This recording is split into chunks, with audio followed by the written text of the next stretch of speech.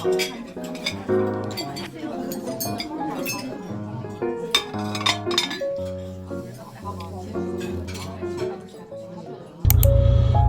우리 이제 오스트리아 수도 비엔나로 가는데요. 제가 오늘은 오스트리아에 대한 이야기를 1부, 2부로 나눠서 좀 해드릴게요.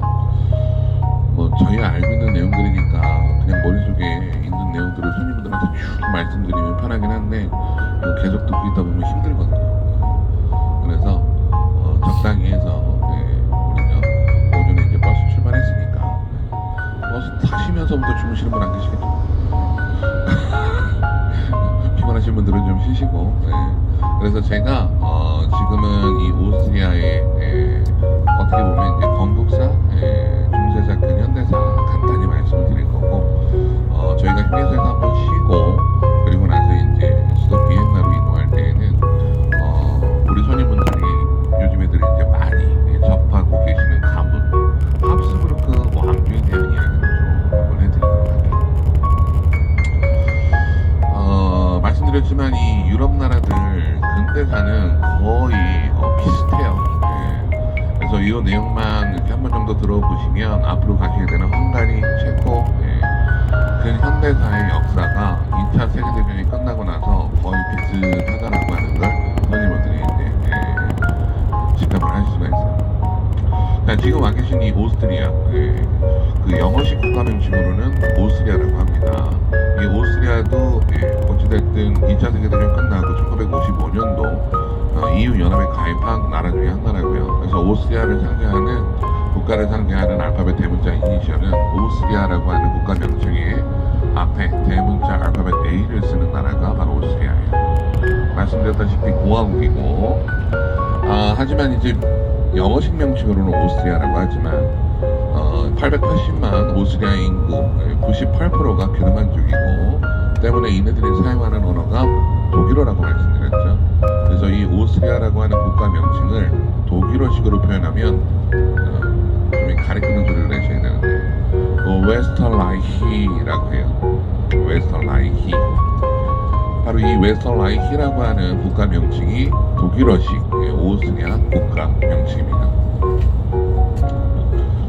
자, 이 웨스터라이히라고 하는 국가 명칭은 지금으로부터 약 4,000년 전에 이제 만들어져요. 이 오스트리아라고 하는 나라에 처음부터 이제 게르만족들이 들어와서 살았던 거 아니고요. 우리 손님분들이 어제 아침에 첫 방문지로 가셨던 할슈타트라고 하는 곳 있잖아요. 동화 속의 마을, 인구 1,100여 명 사는 쌀뜨까먹은 국립공원 지역 중에서도 아주 깊숙한. 그래서 사실 사람들과의 왕래 소통이 참 어려웠다. 어제 이제 첫 방문지로서 다녀오셨는데 기원전 800년 전, 지금으로부터 약 2800년 전에 유럽 최초의 이주 정착민이라고 알려져 있는 일리리아라고 불렸던 민족들이 바로 그 손님분들이 어제 처음 다녀오셨던 할슈타트 아주 깊은 곳에 이제 정착을 하게 됩니다. 그네들이 평화롭게 약 400년간을 바로 오스트리아 땅에서 생활을 하게 되는데 그 뒤를 따라서 바로 북쪽 추운 발트해 쪽에서부터 남아한 게르만족들 중에서도 굉장히 호전적인 민족으로 알려져 있는 켈트라고 하는 민족들이 바로 그 일리리아인들이 살고 있었던 할슈타트 지역으로 이제 들어와요. 그래서 평화롭게 살고 있었던 일리리아인들이 켈트족들에 의해서 알프스산 더 깊숙한 곳으로 들어가게 됩니다. 그래서 그 일리리아인들이요, 나중에 알프스산 깊숙한 곳에 들어가서 오스트리아 땅 최초의 나라를 만들어요. 그 나라가 바로 노리콤이라고 하는 왕국이 됩니다. 일리리아인들이 살던 땅에 바로 켈트족들이 들어오고요. 켈트족들이 약 400여 년간 그 땅에 이제 주인으로 해서 생활을 하게 되는데 로마 제국에 보시면 이 황제가 출연하게 되는 제정시대 이전에 바로 이 집정관이라고 하는 공화정 시대가 있게 돼요. 그 집정관의 거의 마지막 집정관을 역임했던 사람이 바로 율리스 시저라고 하는 사람이고, 그 율리스 시저라고 하는 사람이 알프스산을 넘어서 오늘날 프랑스 땅에 거주하고 있었던 갈리아라고 하는 야만족들을 정벌하기 위해서 로마 군단을 이끌고 알프스산을 넘게 됩니다. 그래서 그 넓는 와중에 바로 이 할슈타트 지역 알프스에 살고 있었던 켈트족들을 몰아내고 바로 로마 제국에 의해서 기원전 약 1세기부터 이제 로마 제국이 멸망하게 되는 거의 476년 5세기까지 거의 450여 년간을 바로 로마 제국의 지배주로 해서 이제 이곳 땅이 식민 통치를 당해요. 476년도에 게르만족들에 의해서 이제 로마 제국이 멸망하자 바로 이 땅에 살고 있었던 로마 사람들도 로마로 귀환을 하게 되고요. 그 당시 이제 로마 제국이 멸망하고 나서 이 땅은 여러 게르만 일족들에 의해서 갈기 뛰어져서 이제 정착 생활을 하게 됩니다. 그러던 나중에 마자르라고 불렸던 우리 손님들이 이제 내려가셔야 되는 헝가리의 선조가 돼요. 마자르족들이 이제 마지막까지 이곳에 정착을 해 있다가 게르만족들을 또 어떻게 보면 최초로 통일을 해서 최초의 단일 왕국을 형성한 게 바로 프랑크라고 불리는 왕국이에요.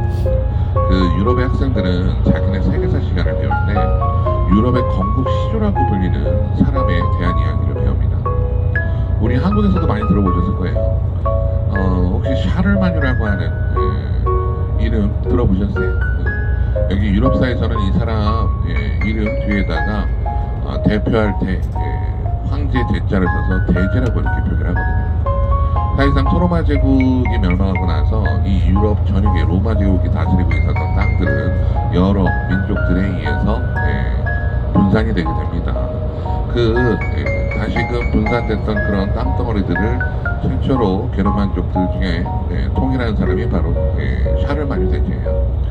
이 샤를마뉴 대제가 가지고 있었던 땅을 나중에 자기 세 손자에게 이제 유산으로 물려주게 됩니다.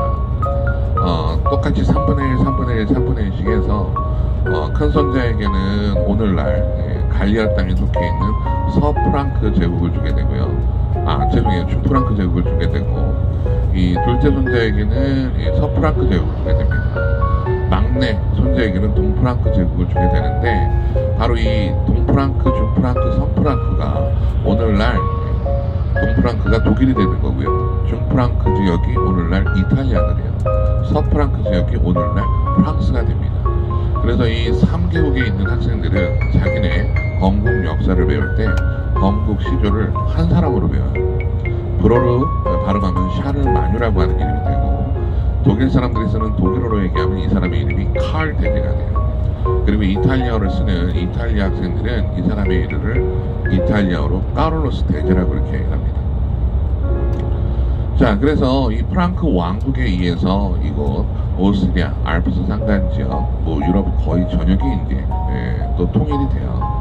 그러다가 이 샤를마뉴 대제 칼 대제 카를로스라고 하는 동일 인물의 이 사람 집권이 끝나고 나서 바로 이 땅이 세 손자에게 이양이 되게 되고 이 세 손자가 할아버지의 유지를 받아서 평화롭게 자기 땅을 다스리고 있으면 참 좋으련만 참 권력 앞에서는 피도 눈물도 없다고 하잖아요. 조금이라도 더 많은 땅을 차지하기 위해서 형제들 집끼리 간에 피비린내 나는 전쟁을 치르게 됩니다. 근데 이놈의 전쟁이 끝날 기미가 안 보여요. 이러다가는 우리 다 죽게 생겼어요. 그래서 이 세 손자가 유럽 최초의 평화 협약을 체결해요. 그게 바로 베르댕이라고 하는 조약입니다. 그래서 어찌됐든 이 세 손자들이 이제 전쟁을 끝내고 자기 땅을 평화롭게 이제 다스리게 되면서 이 세 지역이 오늘날의 프랑스, 이탈리아, 독일의 전신이 돼요. 그러면서 이 통일됐던 프랑크, 게르만 왕국이 다시금 분리가 되고요. 그 이후에 또 여러 민족들이 바로 이 땅을 차지하고 있다가 결정적으로 독일에서 만들어진 최초의 왕조예요. 작센이라고 하는 그 작센 왕조의 오토 3세라고 하는 사람이 바로 오늘날 오스트리아 땅을 다스릴 신하로서 바로 이 웨스터라이히 변경백이라고 하는 자기를 주고 이 땅을 자기 신하에게 이제 자기를 대신해서 통치할 수 있게끔 그렇게 하사를 하게 됩니다. 바로 지금으로부터 약 1000년 전 독일 황제 중에 오토 3세 때부터 독일어를 사용하는 게르만족들이 항구적으로 거주하는 지역으로 오늘날까지 이어져 내려오고 있는 지역이 바로 이 독일어권 지역이라고 보시면 돼요. 자, 이 오스트리아라고 하는 나라는 이 사실상 중세의 역사, 건국 이후에 이제 중세를 거쳐 근대까지 사실상 우리나라는 사실 여러 왕조가 존재를 하죠. 뭐 삼국시대를 거쳐서 마지막 조선시대 그렇죠. 그 왕조도 여러 가지가 있잖아요. 근데 오스트리아는 왕조가 딱 두 개밖에 없어요. 이 시기적으로 976년도에 이제 왕조가 시작하는 바벤베르크라고 하는 왕조. 이 바벤베르크라고 하는 왕조가 976년부터 1246년까지 약 270년간 이 땅의 주인 역할을 하게 되거든요. 근데 사실상 이 바벤베르크라고 하는 가문은 왕을 배출했던 가문이 아니에요. 사실은 이제 이 가문은 백작 가문이었습니다. 근데 어찌됐든 이 백작 신분으로 해서 이 땅을 통치했었던 통치자였기 때문에 오늘날 오스트리아 역사서에서는 그냥 왕조라고 이렇게 지칭을 해요. 이 바벤베르크 왕조의 어떻게 보면 건국 시조가 되는 사람이 레오폴드 1세라고 하는 사람이고, 이 사람이 어떻게 보면 오늘날 오스트리아의 건국 시조가 되는 사람입니다. 바로 독일 황제로부터 백작 자기를 받아서 이제 오늘날 오스트리아 땅을 통치했던 사람이 되겠고요. 바로 그 바벤베르크 왕조의 270년간 통치 기간을 거쳐서 어떻게 보면 이제 그 이후에 바통을 이어받게 되는 합스부르크 왕조가 이제 유럽 전역에 이 득세하기 전에 어떻게 보면 토대를 만들었다고 보시면 되는데, 오늘날 오스트리아의 수도는 우리 손님들이 향하고 계시는 영어로는 비엔나, 독일어로는 비인 이렇게 발음을 하는데, 원래부터가 그곳이 수도는 아니었었다고 해요. 근데 우리 손님분들이 요 A1번 고속도로를 타고 지금 짤츠부르크에 있는 곳에서 동쪽으로 쭉 직선거리로 약 300km를 가시면 수도 비엔나가 나오는데요. 우리 비엔나 접어들기 약 1시간 쪽 전에 보시면은 차량 진행 방향 왼쪽으로 거대한 건물이 하나 나타나요. 제가 나중에 그 건물 나오면 이제 얘기를 해드릴 건데, 지구상에 있는 베네딕토 수도의 수도원 건물 중에서 규모가 가장 크다라고 알려져 있는 멜크라고 하는 수도원 건물이 있는 멜크 지역을 지나치게 됩니다. 바로 이 바벤베르크라고 하는 왕조, 오스트리아의 어떻게 보면 이제 건국 시조가 있는 건국 왕조가 되는데요. 이네들이 이제 처음 수도 지역으로 삼았던 건 바로 이제 나중에 지나치게 된 바로 멜크 수도원이 있는 멜크라고 하는 지역이에요. 바로 그 오늘날에는 베네딕토 수도의 수도사들의 거처로 사용되는 장소입니다만, 원래는 지금으로부터 1000년 전에 바로 오스트리아 최초로 시작된 바벤베르크 왕조 사람들이 자기네들의 거처를 사용하기 위해서 만들어진 궁전을 지금으로부터 약 900년 전에 바로 이 카톨릭 베네딕토 수도의 수도사들에게 기증을 하게 되면서 오늘날까지 이제 수도원 건물을 사용하는 것이 원래가 수도였었어요. 자, 그래서 이 오스트리아는요, 나중에 이제 요즘엔 이제 손님들이 많이들 알고 있으니까 뭐 두 개의 왕조가 있었다고 하는데, 사실 뭐 다 기억하실 필요는 없고, 어찌됐든 가장 중요한 건 바로 이 오스트리아의 중세와 근현대 역사에 있어서 사실상 유럽을 좌지우지했었던 가장 강력한 왕실 가문이었던 합스부르크 가문에 대한 이야기만 손님들이 좀 알고 가시면 좋지 않을까요? 그래서 어찌됐든 이 바벤베르크 왕조가 1246년에 이제 단절이 되고요. 그 뒤를 이어서 합스부르크 왕조가 1273년도에 유럽 역사에 등장을 하게 됩니다. 그러면 약 30년간의 공백 기간이 있잖아요. 그 우리 손님분들이 이번에는 독일을 안 가시는데, 대개는 동유럽 여행을 오실 때 이렇게 우리 손님분들처럼 여행 경비를 좀 더 내시고 한국에서 아시아나나 대한항공 비행기를 타시고 동유럽 수도 지역 공항에 있는 지역으로 직항으로 오시는 분들도 계시지만, 대개는요 아시아나나 대한항공뿐 아니라 다른 항공사를 이용해서 독일을 경유해서 이제 동유럽 지역으로 오시는 분들도 상당히 많으세요. 그 손님분들이 이제 비엔나 가시면 비엔나 가이드북뿐만 아니라 헝가리, 체코 이제 각 수도 지역에서 다 가이드북 나오시거든요. 나오시면 가장 많이 입 아프게 얘기하는 단어 중에 하나가 뭐가 있냐면 신성 로마 제국이라고 하는 이야기가 나와요. 그리고 또 더불어서 신성 로마 제국의 황제의 자리를 가장 오래 차지했던 왕실 가문이 바로 오스트리아에 기반을 두고 번성했었던 합스부르크 가문이에요. 그래서 신성 로마 제국 합스부르크 왕조 이 얘기는 귀가 아프게 들어요. 자, 그런데 우리가 학창 시절에 신성 로마 제국이라고 배우긴 했는데 사실상 이게 어떤 나라인지 지금 어디에 있었던 나라인지 사실 분간이 잘 안 돼요. 그렇죠? 저도 학교 다닐 때 대학 가려고 그냥 세계사 시간에 외우기만 했지 사실 이 나라들이 어떤 연유를 생겨나고 오늘날 유럽의 어떤 지역을 포함하는 지역인지 몰랐어요. 이 일 하면서 알았어요. 그래서 신성 로마 제국의 이야기를 한번 잠깐 해드릴게요. 자, 이 신성 로마 제국이 만들어진 시기는요 지금으로부터 약 1000년 전이에요. 이 독일에 있는 독일어권 학생들이 자기네 역사를 배울 때랑은 약간 달라요. 근데 우리는 뭐 시험을 보기 위해서 하는 게 아니니까 샤르마뉴 대제라고 하는 사람이요 나중에 군대를 이끌고 이탈리아로 원정을 가요. 그래서 이 서로마 제국이 476년도에 멸망하고 나서 사실 기독교는 풍전 등화의 위기상황에 빠지게 됩니다. 그 이유인즉슨 선임분들은 아시는 분들 계시겠지만 기독교라고 하는 종교가요 로마의 황제 중에 네로라고 하는 사람이 있었어요. 그 네로라고 하는 사람 때 우리가 알고 있는 로마 제국의 본거지 오늘날 이탈리아 수도 로마 바로 그곳에 아주 큰 사건이 일어나게 됩니다.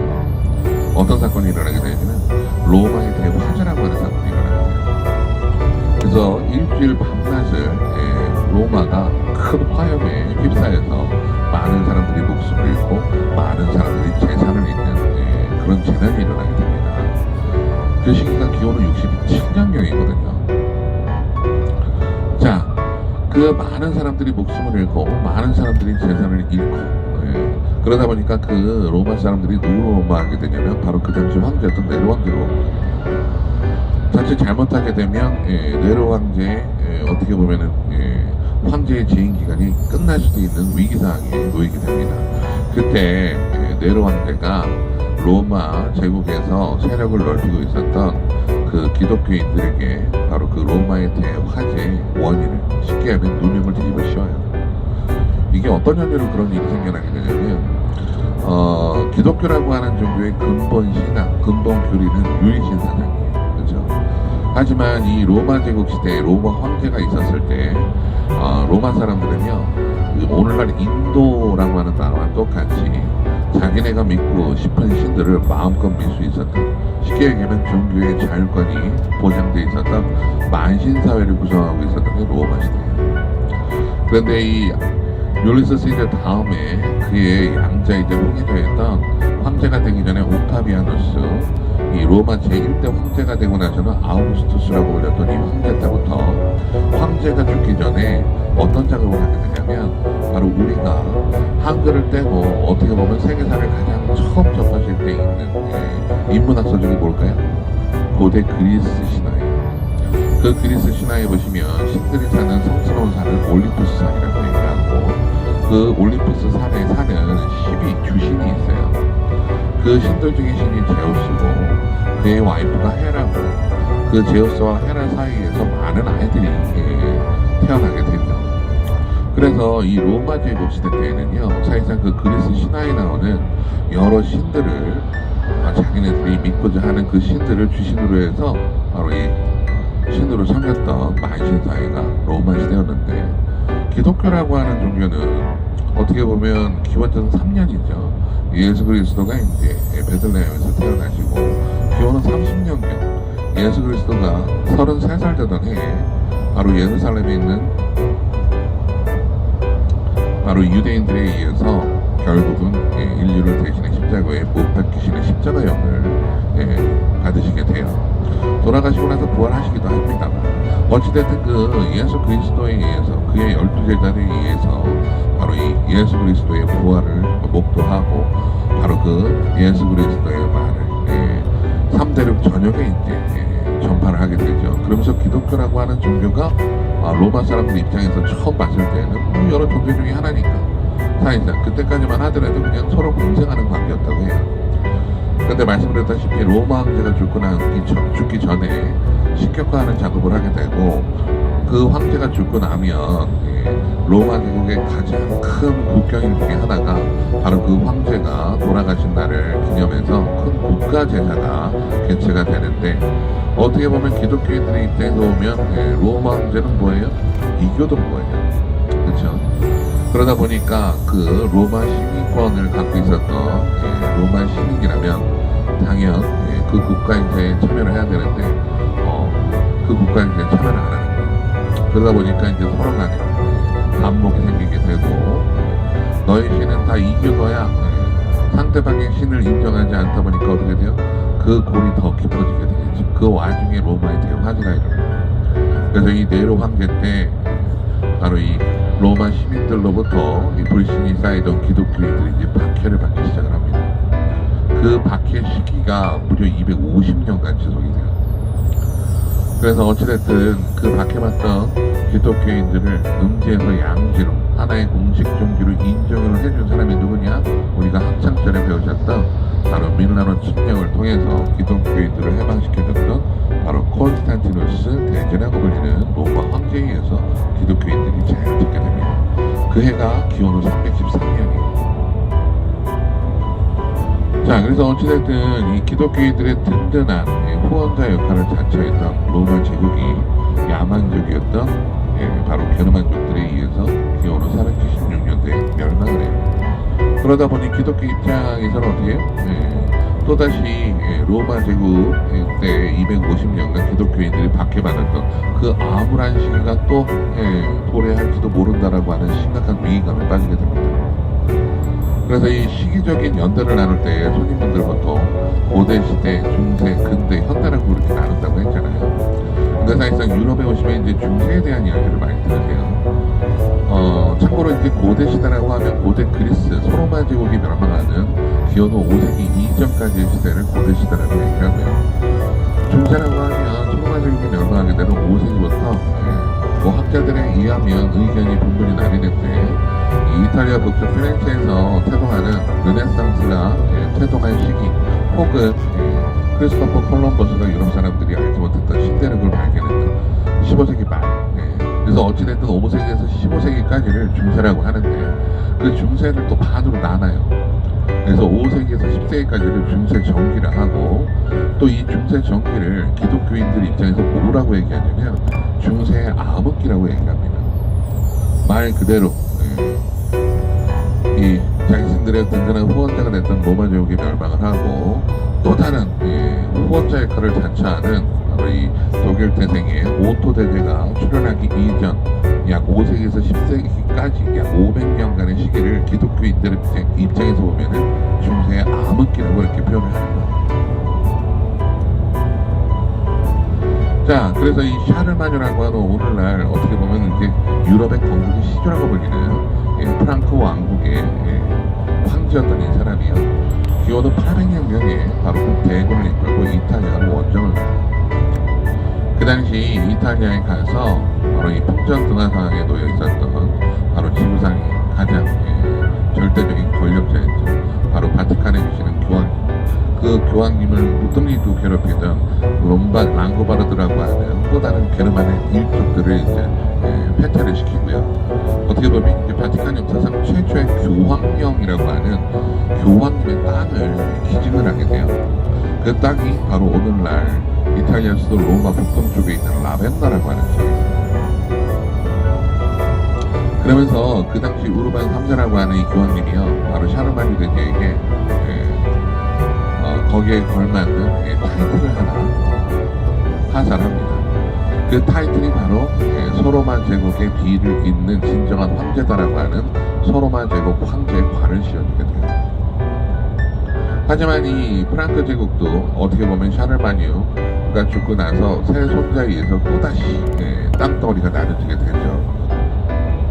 그런 혼란스러운 상황이 약 200년간 지속이 돼요. 그러다가 이 독일의 최초의 왕조라고 알려져 있는 작센 왕조의 가장 위대한 황제라고 알려져 있는 오토 대제라고 하는 사람이 지금부터 약 1000년 전 10세기 말경에 바로 그 분단됐던 게르만족들의 땅을 다시금 재통일을 하고요. 바로 그 기세를 몰아서 바로 이 교황님이 계시는 바티칸 쪽으로 이제 또 원정을 도착을 해 떠나요.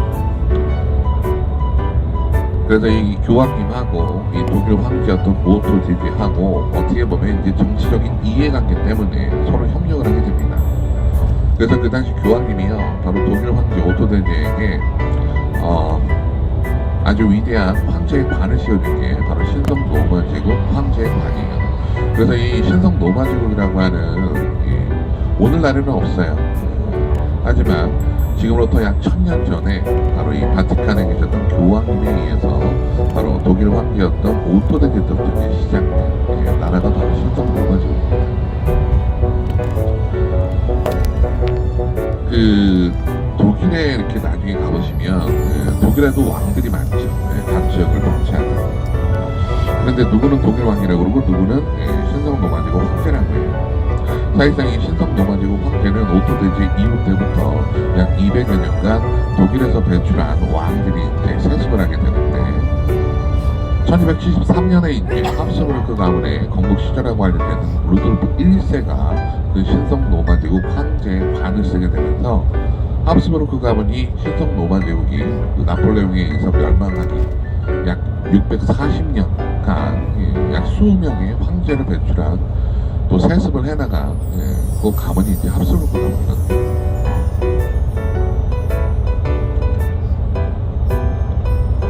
자, 그래서 이 오토 대제 때 신성 노만 제국이 시작이 됩니다.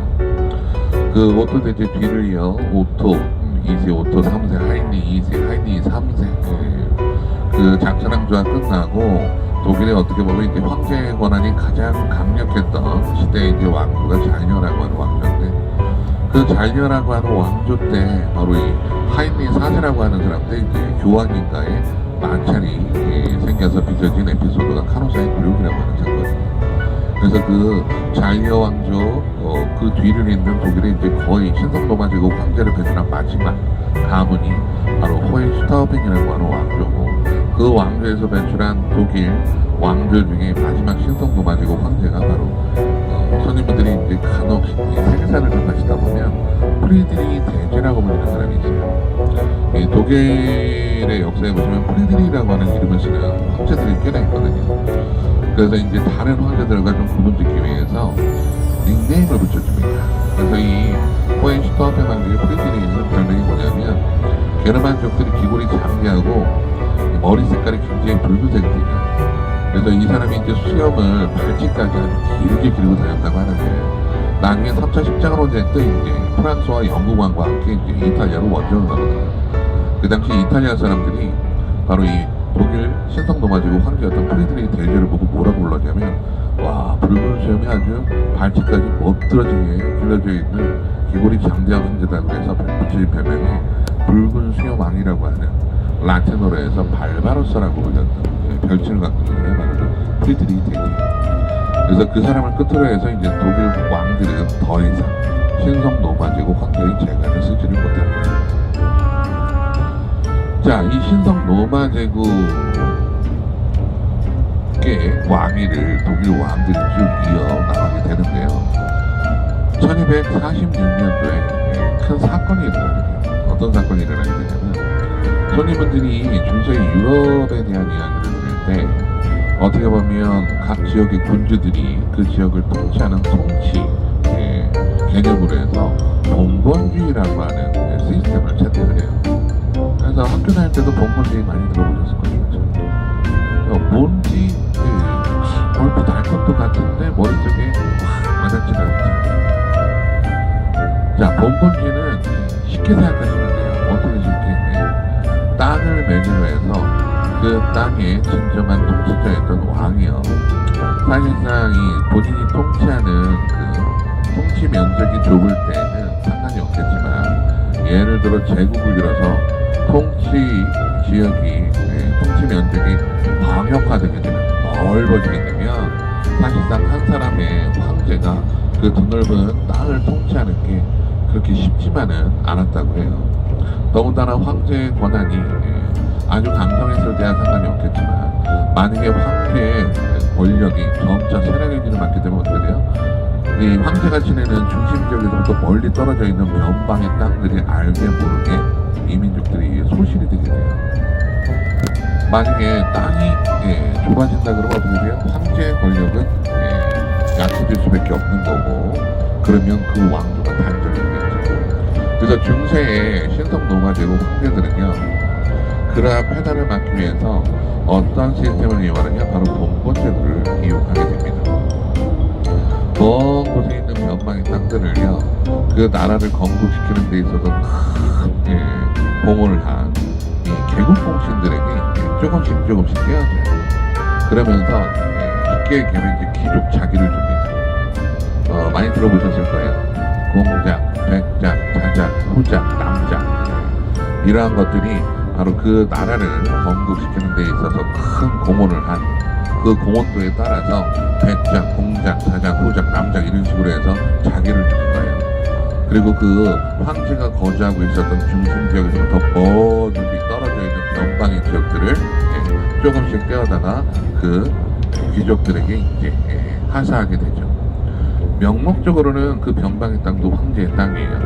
하지만 황제가 몸이 하나잖아요. 지금처럼 뭐 교통수단이 발달되기도 전이에요. 그래서 그 황제를 대신해서 그 귀족들이 그 땅에서만큼은 왕처럼 행세를 할 수 있었던 거죠. 그렇다고 해서 뭐 주어지는 권리만 있었던 건 아니었고, 그 변방에 있는 황제의 땅을 황제를 대신해서 황제처럼 군림하면서 통치하면서 매년 황제에게 행사하는 의무사항들이 존재하게 됩니다. 그 땅에서 나는 농작물의 70%를 황제에게 바쳐야 돼요. 공답의 의무가 있어요. 만약에 국가에 큰 전쟁이 있다 그러면 어떻게 돼요? 자기가 통치하고 있는 지역의 지역 주민들을 추출해가지고 또 황제에게 군사력을 보충해야 되는 군역의 의무가 적용됩니다. 만에 하나 이 국가에 큰 공사가 있다 그러면 어떻게 돼요? 마찬가지로 자기 땅에 노동력을 추출해가지고 군역의 의무를 또 다해야 됐던 게 바로 이 신하들의 의무 사항들이었던 거예요.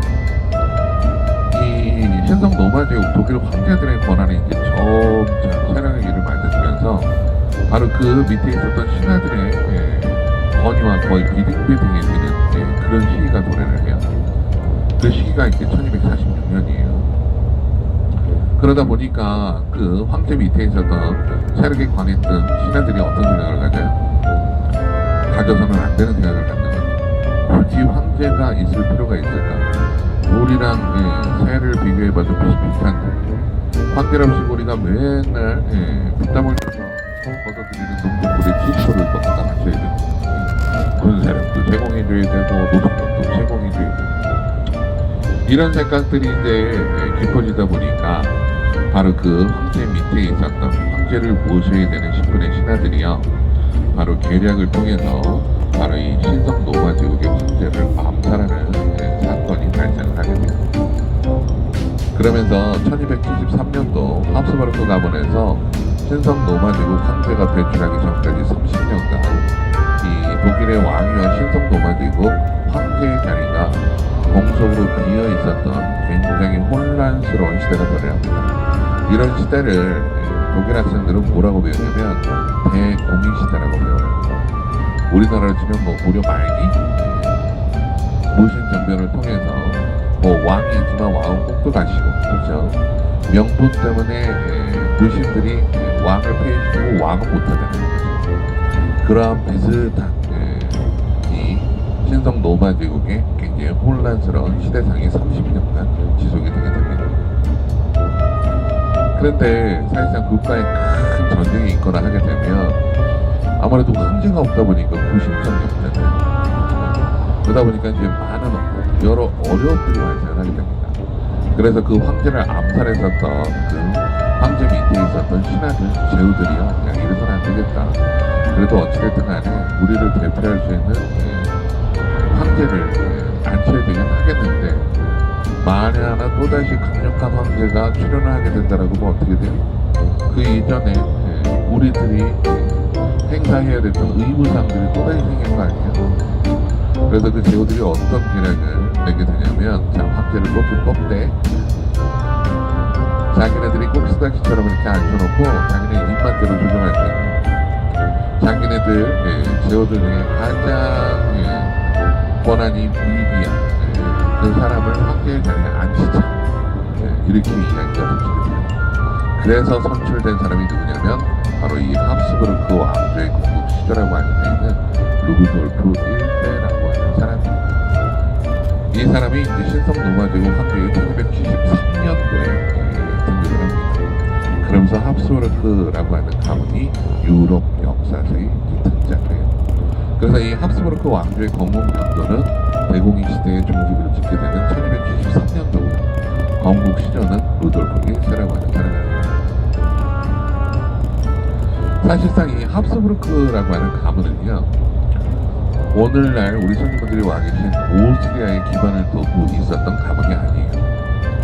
이 오스트리아 스위스 북쪽으로 올라가시면 프랑스, 독일이 있다고 말씀을 드렸는데, 프랑스, 독일 그 사이에 접경 지역에 알자스라고 하는 지역이 있어요. 우리가 학창 시절에 보호 전쟁이라고 배우셨던 전쟁이 됩니다. 혹은 프로이센 오스트리아 전쟁이다 그래서 푸어 전쟁이라고 하는데요. 그 전쟁에서 여러 사람들의 예상을 깨고 신흥 군사 강국으로 성장하고 있었던 프로이센이 바로 전쟁에서 승리를 해요. 그 승리 때문에 오스트리아는 독일에 대한 지배권을 잃게 됩니다. 그리고 독일은 독일 전신, 독일 통일을 이룩하는 한 단계 전진을 하게 돼요. 잠깐 열했네요. 그 프로이센 왕국이 비스마르크 주도하에 나중에 1871년도 어떻게 보면 독일의 통일을 방해하던 프랑스라고 하는 나라와 전쟁을 치러요. 그 전쟁을 우리가 학교 다닐 때 보불 전쟁이라고 해요. 그 전쟁에서 바로 이 프로이센 왕국이 승리를 거두게 되면서 바로 그렇죠? 역사상 최초로 통일된 독일 전쟁이 독일 제국이 만들어지게 돼요. 그러면서 판세는 독일 쪽으로 이제 넘어가게 되죠. 자, 그래서 어찌됐든 1차 세계대전이 또 발발을 하게 되고, 그래서 이 1차 세계대전에 패망을 했던 오스트리아, 그 1차 세계대전 때 사실상 가장 큰 피해를 봤던 나라가 독일이거든요. 왜냐면 독일이 주도해서 바로 이 오스트리아 편에 가서해서 전쟁을 치렀기 때문에, 사실 그 전쟁에 피하게 되면 전쟁에 승리한 승전국들에게 그 전쟁 피해 보상금이라는 걸 이제 나타나게 해야 되는데요. 오스트리아 같은 경우에는 원체 거느리고 있었던 식민지가 많았던지라 그 땅의 83%에 해당하는 식민지 국가들을 독립시켜주는 걸로 해서 사실상 어느 정도 보다가 됩니다만, 독일 같은 경우에는 제국주의 시대 때 어떻게 보면 식민지 전쟁에 가장 늦게 참여한 나라 중에 한 나라가 독일이에요. 그래서 독일은 사실 가지고 있는 식민지가 별로 없어요. 뭐 아프리카 토고 일부 지역, 동남아시아 일부 지역, 이 정도밖에 없었습니다. 그래서 이 독일 같은 경우에는 전쟁 피해 보상금을 다 뭐로 갚았어야 되냐면 현물로 갚았어야 돼요. 근데 사실상 1차 세계대전의 격전지가 독일이거든요. 이게 뭐 재화를 만들어낼 노동력들이 이제 가미가 돼야 국가 경제가 돌아가게 되고, 뭐 빚은 모두 갚아나갈 텐데, 사실상 뭐 산업 시설들이 다 파괴된 상황에서 사실상 독일이 승전국들에게 거의 천문학적인 액수의 전쟁 피해 보상금을 갚아나가면 거의 불가능에 가까웠다고 합니다. 그러다 보니까 가장 고통받는 사람들이 누구였냐면 독일 국민들이었어요. 바로 그 힘든 삶을 살고 있었던 독일 국민들 그 틈을 들어간 게 바로 히틀러예요.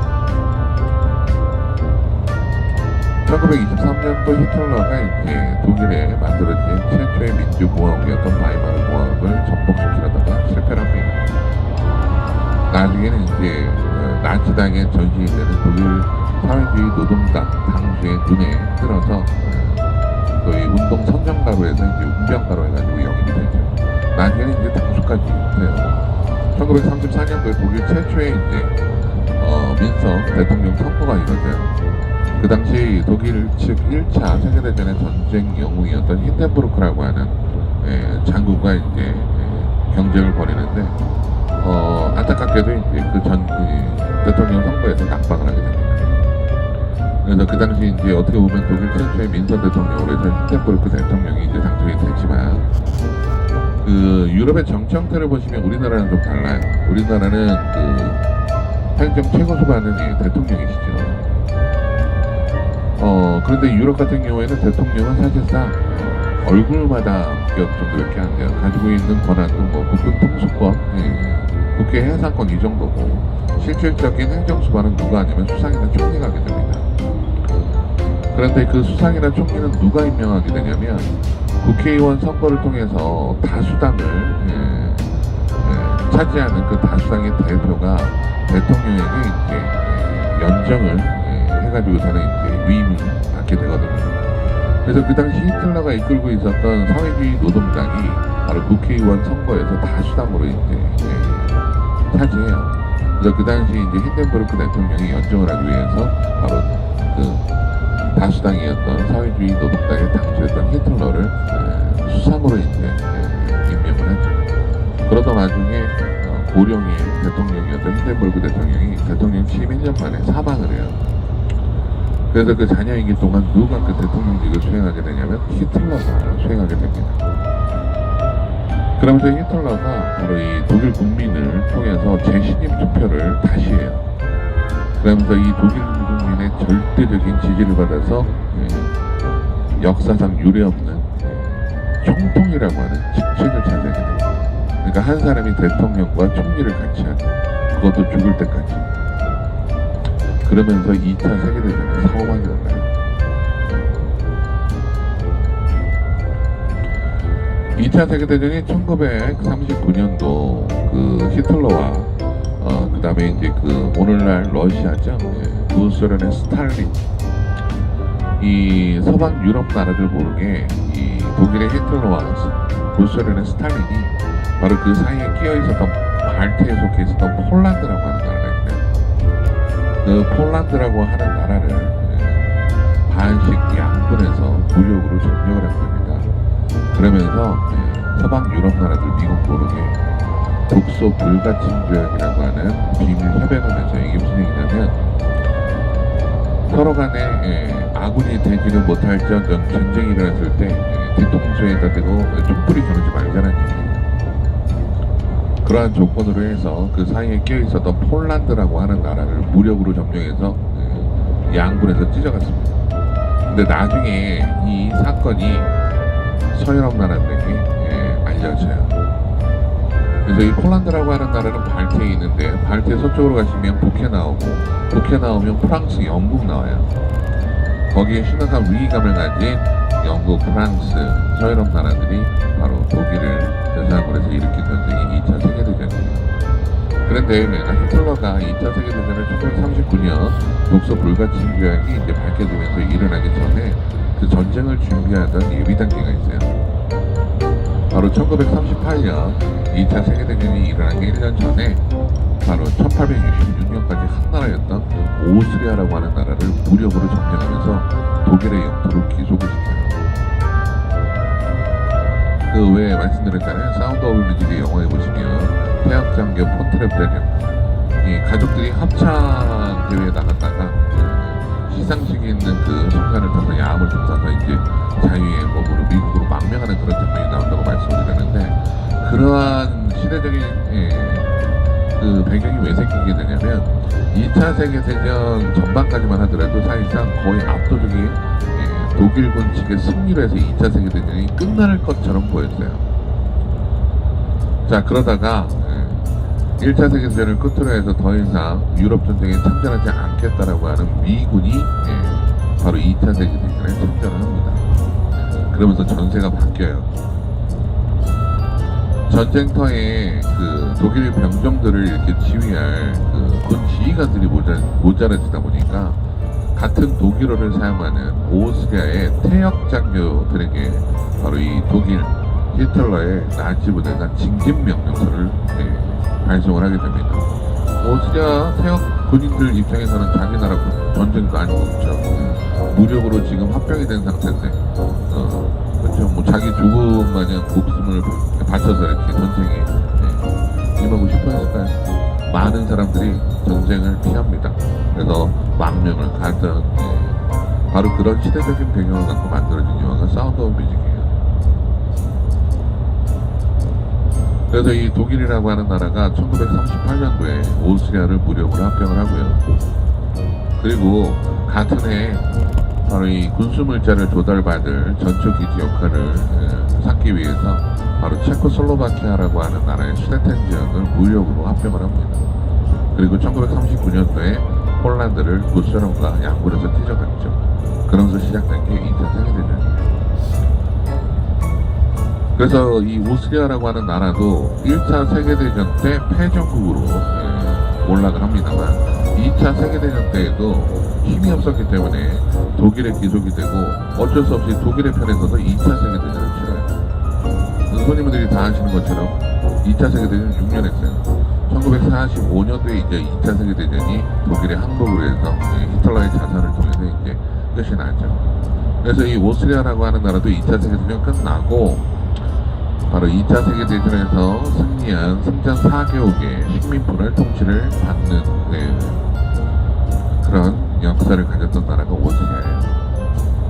그래서 1955년도에 이제 이 오스트리아 정부 측에서 구소련을 끈질기게 설득해서 바로 이제 독립을 하게 되고요. 독립을 하는 대신 영세 중립국으로 해서 이제 통일을 한 나라가 독립을 한 나라가 이제 오스트리아입니다. 그런 역사가 오늘날까지 이제 이어져 내려오는 나라가 이제 이 오스트리아라고 하는 나라가 되겠습니다. 말씀드렸다시피 세계대전 끝나고 극악한 경제 발전을 통해서 오늘날 전 세계에서 잘 사는 순위권 5위에 들어가는 사회복지가 잘 돼 있는 나라가 오스트리아라고 하는 나라가 되겠습니다.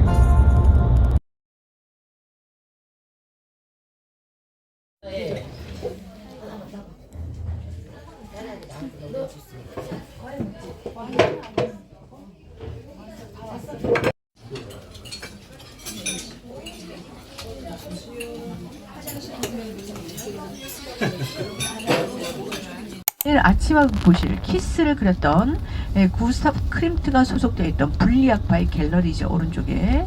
그리고 왼쪽에 보시면 한 1.5km 정도 허름한 건물이 쭉 늘어져 있는 거 보이시죠? 그죠? 이게 유럽 최대 규모의 재래시장입니다. 나슈막이라고 하죠. 원래 1590년대만 해도 아쉔마크트라고 해서 아쉔이 타다 남은 재를 뜻해요. 타다 남은 재와 쓰레기를 모았던 곳입니다. 근데 농부들이 농사를 지어서 곡물을 갖다 팔기 시작한 것부터 시작하기 시작한 거는 1800년대 후반기부터 이 재래시장으로 시작을 해서 오늘날과 같은 모습으로 나슈막이라는 이름으로 지금과 같은 모습으로 재정비가 된 것은 1905년부터 이제 오픈이 됐고요. 월요일부터 토요일까지 새벽 6시부터 오후 6시까지 신선한 과일, 채소, 고기, 생선 같은 것들을 구입을 해서 먹고 있고요. 각 나라에 슈퍼마켓들이 막 들어와 있는데 한국 식품점, 여기도 터키상에, 중국상에, 일본상에 다 들어와 있어요. 제가 96년에 유학을 왔는데 그때만 해도 식당이 한 개도 없었습니다. 그야말로 다 재래시장이었는데 지금은 보시는 것처럼 저라도 재래시장을 안 가게 되더라고요. 그죠? 그러다 보니까 이 사람들 똑같아요. 이 식당가로 지금 바뀌고 있습니다.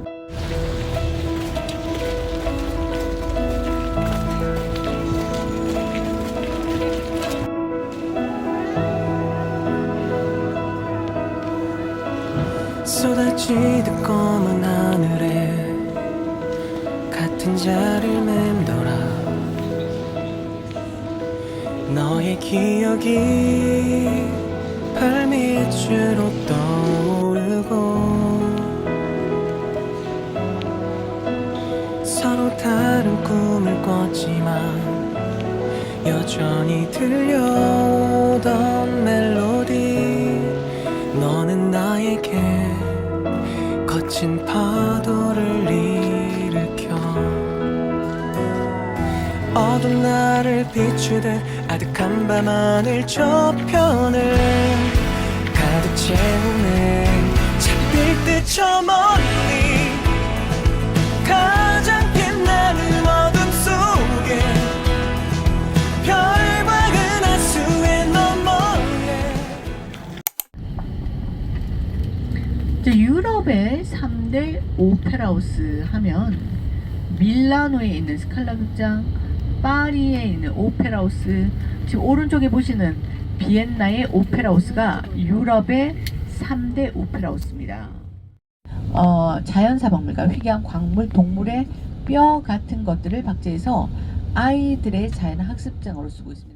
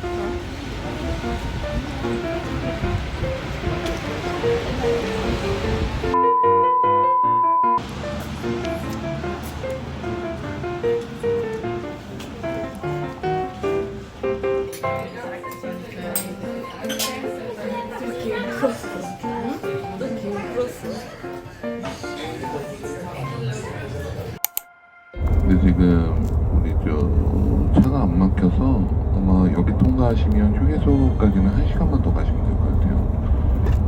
그러니까 뭐 출발해서 2시간 정도 휴게소 들어갈 수 있을 것 같으니까. 근데 들어가실 때 별다른 제재는 없습니다.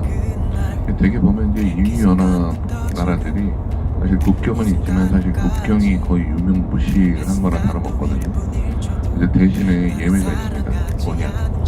잘 사는 유럽 나라에서 못 사는 유럽 나라 갈 때는 거들보다 아파요. 근데 이제 못 사는 조금 소득수준이 떨어지는 유럽 나라에서 좀 잘 사는 유럽 나라로 들어갈 때는 국경에서 보안 검색 검문이 조금 절차가 까다롭습니다. 여기 여름 시즌 때는요 말도 못했어요. 여기 통과하면 1시간 걸려가지고. 이제 저희는 모스크바 국경을 빠져나오셨고 여기가 쉽게 얘기하면 이제 중립지역이죠. 이행센터. 저 앞에 이제 예전 성가지 국경으로 차이가 건물이 있는데 국경 건물만 봐도 차이가 나죠. 오스트리아는 이제 EU 연합국가 중에서도 이제 소득수준이 굉장히 높은 나라고, 헝가리는 예전 사회주의를 겪었던 동구권 나라 중에 한 나라고, GNP만 따지면 수치상으로는 거의 2배 차이입니다. 이제부터는 도로 주변으로 해서요. 아마 여기껏 모아오면서 우리 한국 분들이 익숙하죠. 산이 이제 해에서 사라질 겁니다. 그리고 여기가 바람이 좀 많이 부는 지역이다 보니까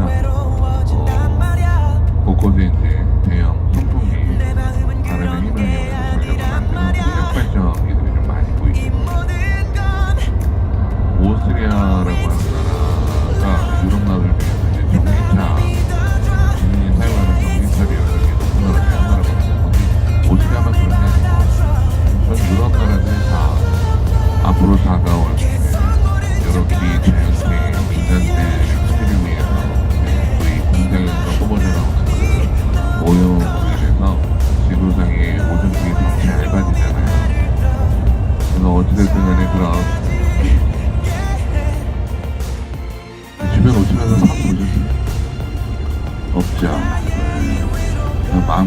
엉뚱이는 것 같아요. 우리 이제 학생분들도 맨날 아침에 눈 뜨면은 학교 갔다가 또 도서관 갔다가 학원 갔다가 또 집으로 오고 하여간 하늘에 별이 많은데 내기오염 정도가 심하다 보니까 사실 또 한국은 조명이 강하잖아요. 뭐 하늘을 올려다보면서 사시는 분들이 과연 재미가 되겠다. 근데 사실 뭐 하늘을 올려다봐도 하늘에 별이 떠있는지 안 떠있는지 잘 보이지도 않죠. 네, 어찌됐든 이 헝가리 주변에 보시다시피 정말 산이 없는 참 선조로부터 참 축복받은 땅에 살고 있는 이제 헝가리 민족이 되겠고, 자 우리 이제 헝가리에 대한 얘기를 더 해드리면서 가도록 할 건데, 우리 그 일정 초반에 저희가 유럽시도 그려드리면서 오늘날 유럽에 약 40여 개의 민족 국가가 국경을 맞닿고 있는데, 그 거의 모든 나라들을 건국한 민족들이 흔히들 유럽의 3대 민족이라고 불리는 라틴족, 게르만족, 슬라우족들이 다 만들어졌습니다 라고 말씀을 드렸을 겁니다. 첨부해서 이제 그 유럽의 3대 민족이 아닌 우리와 피가 같은 몽골로이드 유전자를 갖고 있는 아주 오래된, 지금으로부터 거의 1000년 전이죠.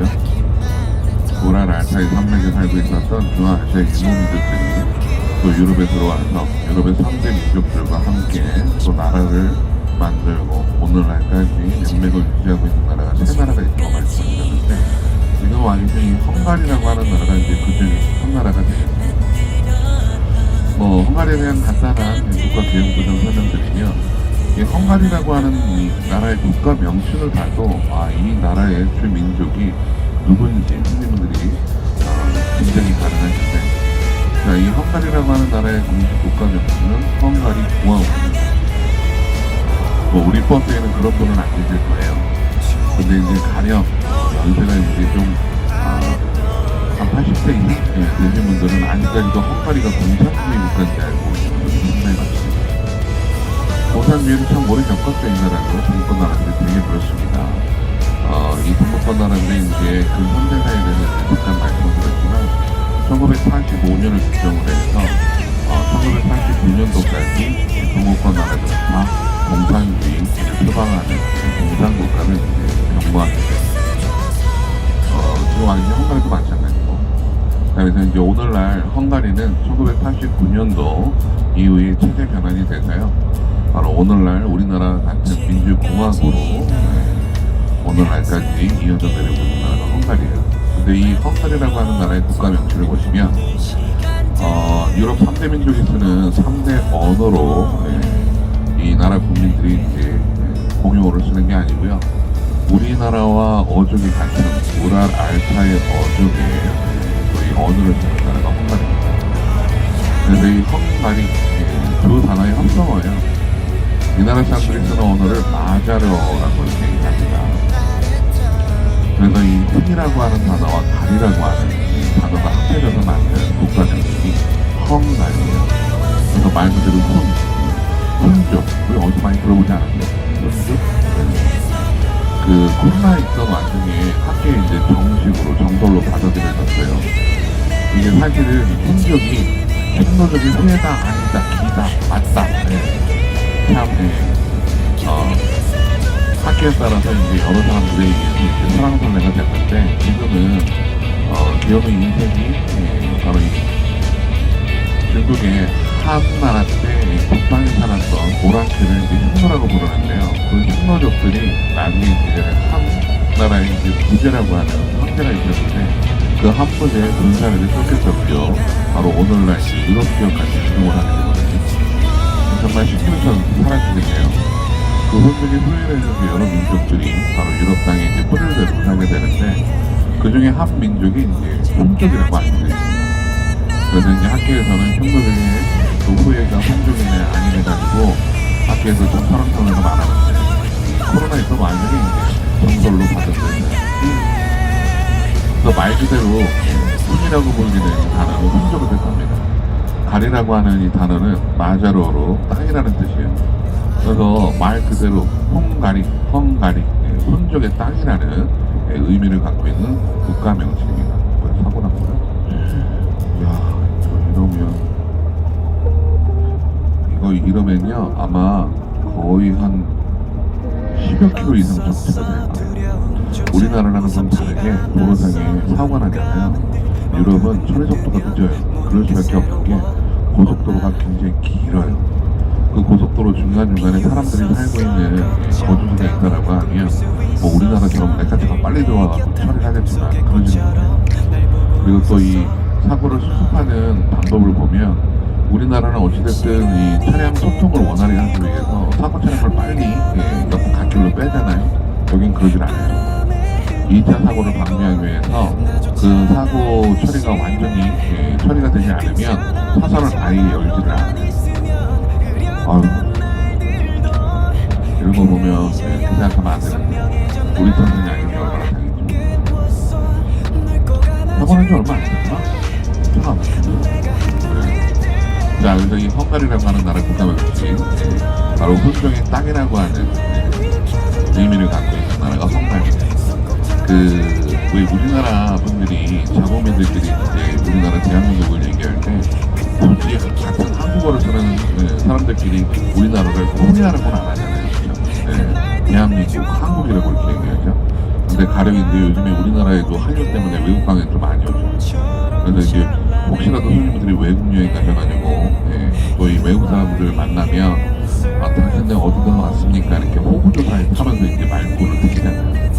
만약에 이제 외국인들이 손님들한테 어디서 왔어요? 물어보면 뭐라고 해요? 나 코리아에서 왔어요. 이렇게 얘기하죠. 그거와 마찬가지로 이거 헝가리 사람들이 쓰는 공용어는 마자로입니다. 그런데 이 헝가리를 뜻하는 국가 명칭을 두 개를 써요. 외국에 홍보하는 국가 명칭으로는 헝가리라고 하는 국가 명칭을 씁니다만 자국민들이 특별히 사용하는 공용어인 마자로로는 뭐라고 그러냐면 좀 어려워요. 머저르 모르사그라고 이렇게 국가 명칭을 이야기합니다. 이 국가 명칭도 두 단어의 합성어예요. 머저르라고 하는 단어는 바로 우리나라 삼국시대에 있었던 말갈족을 뜻하고요. 모르사그라고 하는 건 땅이라는 뜻이에요. 그래서 말 그대로 말갈족의 땅이라고 하는 국가 명칭을 자국민들끼리 사용을 합니다. 자, 어찌됐든 지금 와 계신 이 나라는 동구권 나라들 중에 한 나라인 헝가리라고 하는 나라고요. 이 나라 전체 국토면적이 우리나라와 거의 유사해요. 약간 작습니다. 수치상으로 보면 9만 3천 평방킬로미터라고 나와요. 이 안에 살고 있는 헝가리 전체 국민수가 1,000만 정도 돼요. 살만하겠죠. 우리나라 땅 면적에 우리나라 서울시 인구 정도가 살고 있으니까 아무래도 국민 1인당 사용할 수 있는 유유 면적이 우리나라보다 훨씬 더 넓은 거예요. 1,000만 인구 중에 주 민족은 말씀드렸다시피 바로 이 마자르족으로 구성이 되고요. 그래서 이 헝가리라고 하는 나라 사람들이 사용하고 있는 공용어는 바로 마자르어를 쓰고 있는 나라가 헝가리입니다. 종교 분포도를 이렇게 보면 이 헝가리도 지금으로부터 약 1000년 전 이 이슈트반이라고 하는 어떻게 보면은 이제 마자르족들에게 유럽 사람들이 주전부를 믿고 있었던 무교라고 불리는 카톨릭 기독교를 이제 가져다가 바로 1000년 전에 이제 마자르족들을 기독교인으로 주종을 시켰거든요. 그래서 지금으로부터 1000년 전부터 기독교를 또 주종교로 믿고 있었던 나라 중에 한 나라가 헝가리입니다. 그래서 오늘날까지도 전체 인구 1000만 중에 대략 한 65% 정도가 주종교로 믿고 있는 종교가 바로 기독교 중에 무교라고 불리는 카톨릭이라고 하는 종교를 믿고 있는 나라가 바로 헝가리가 되겠습니다.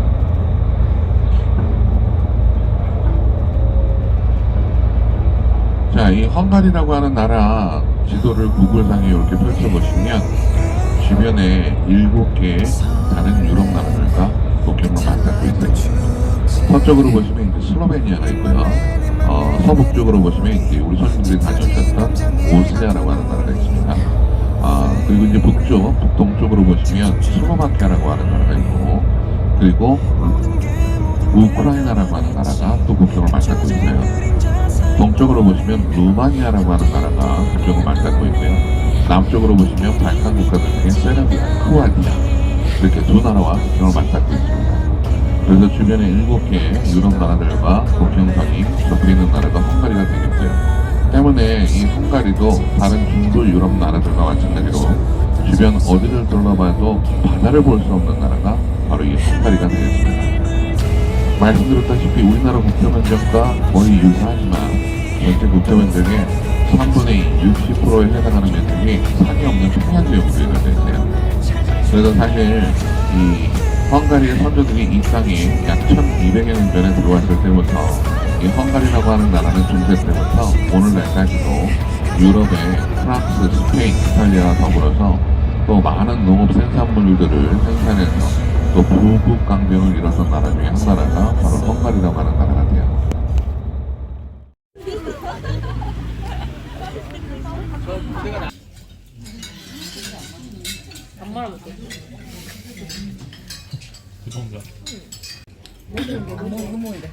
맛있는 냄새 나는데?